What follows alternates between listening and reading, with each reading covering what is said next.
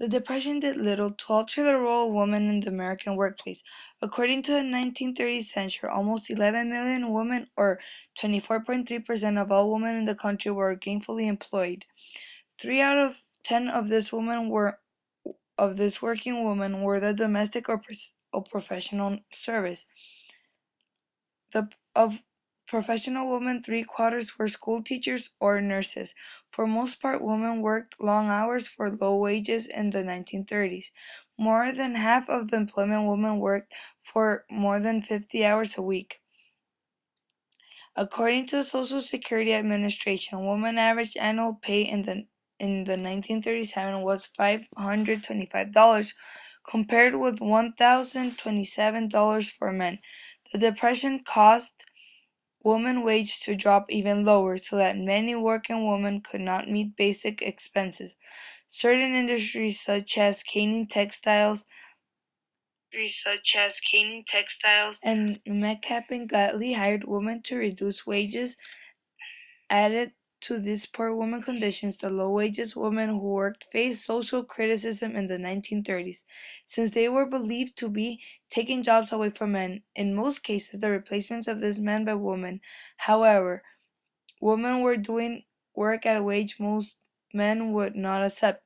Married women who worked faced particularly hostility. A magazine asked, "Do you believe that married women should have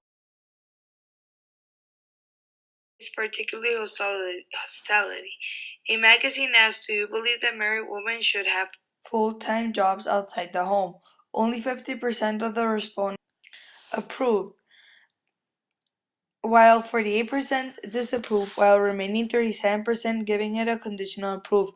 Common arguments against the married women working were that their jobs were taken away from men, that the woman place was in home, and that the children needed a mother at home full time. Both private companies and the government dismissed large numbers of married women, and it made it difficult for married women to get high-paying jobs. The Federal Economic Act prohibited more than one family member from working the government, married women for the federal employment. Even positions that were traditionally held by women, such as a teacher and a librarian, were affected. 81% of the teachers had been women. The 1930s had been called the golden age for expenditures, other known as single women. In the 1930s, some women, especially college-educated women, chose to remain single.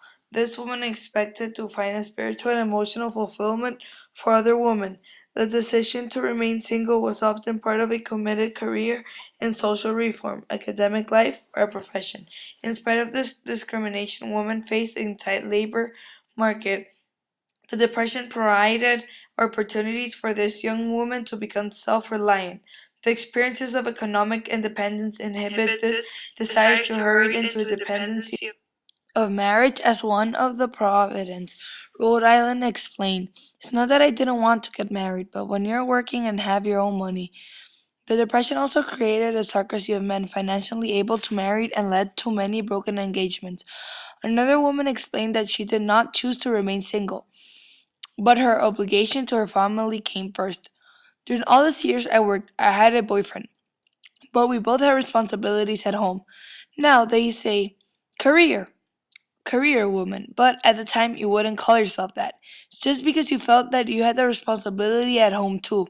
Whether committed to lives with other women or inspired by their experience of economic independence, more than 6 million single women supporting themselves of contributed to their parents' household in the 1930s. Through some historians have argued that feminists died. During the Depression, the economic emergency of the 1930s led to substantial political gains for women. The expansion of social welfare services in the New Deal, a field dominated by women, led to the appointment of more women in high government positions more than ever. As feminists, these women used their government posts to work on behalf of other women. Eleanor Roosevelt published a book in the 1933 in which she called upon women to use their courage and determination to help their families and by extension the countries through their economic crisis. Most women in the 1930s were married, and during this time the woman's role as the center of the family became even more significant.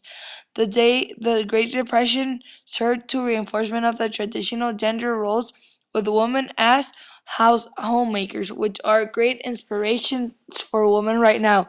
If it wasn't for them, women wouldn't be working today.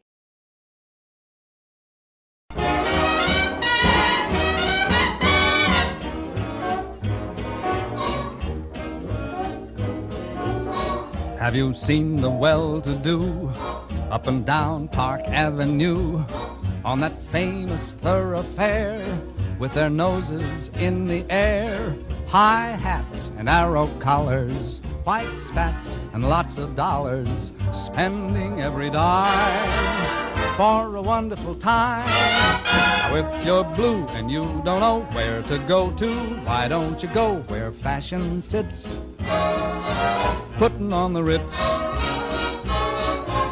Different types who wear a day coat, pants with stripes and cutaway coat, perfect fits, putting on the Ritz. Dressed up like $1 million trooper, trying hard to look like Gary Cooper. Super duper, come let's mix where Rockefellers walk with sticks or umbrellas in their mitts, putting on the Ritz.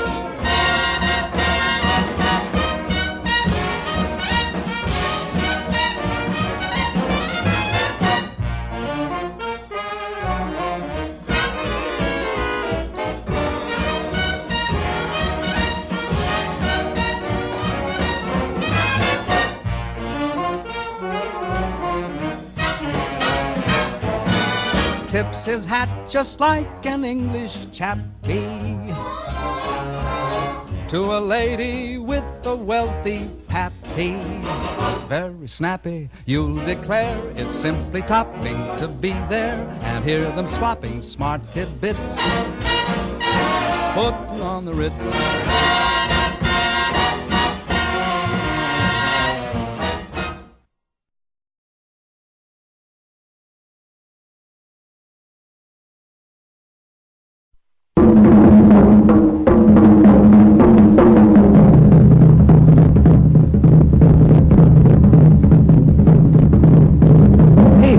Keep that beat a beat. I feel a rhythm.